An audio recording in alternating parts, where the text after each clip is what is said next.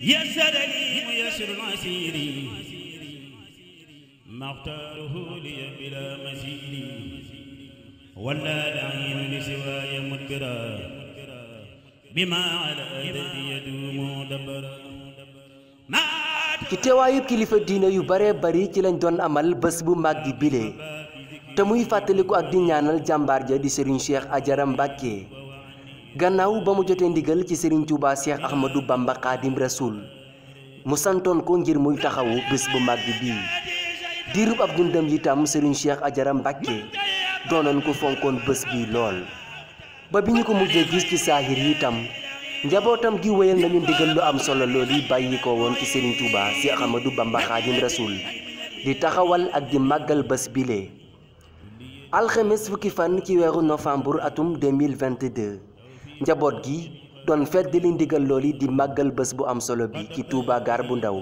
ci njiital xalifaam bii di Serigne Fallou Mbacke أعاذني ممن خلوا وخيبوا لا يتوجه لنحوي مديب أني مهد مكاره وتعب سعادتي بغير نحو كتبت وكوني العبد الخديم خسبت شكر لي يشر العسير ما اختار لي بلا مسير يسر لي يشر العسير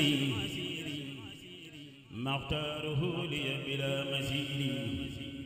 ولا داعين لسواي مدبرا bés bu màgg bile nag ñu màggal ko ci sunna te muy njàngum alquranul karim ci limub kaamil yu takkoo takku ay salaatu ala nabi ak xasaa yi di Serigne Touba Khadim Rasoul yi gannaaw ba ñu jullee tàkkusaan ba noppi itam lañu fa amal cérémonie officielle bu ama am solo ci teewaayu kilifa diine yu bare bari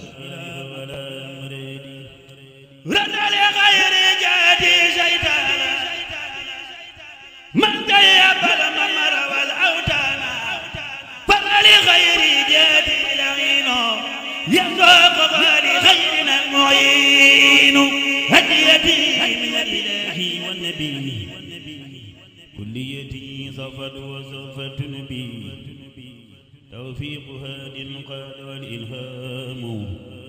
قد بدا لي ما له انجام بدا لي اليوم بربي الغيب أعاذني ممن خلوا وخيبوا أإذا متنا وكنا ترابا وعظاما أإنا لمبعوثون أو آباؤنا الأولون قل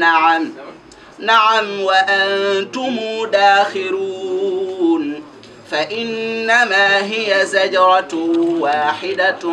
فإذا هم ينظرون وقالوا يا ويلنا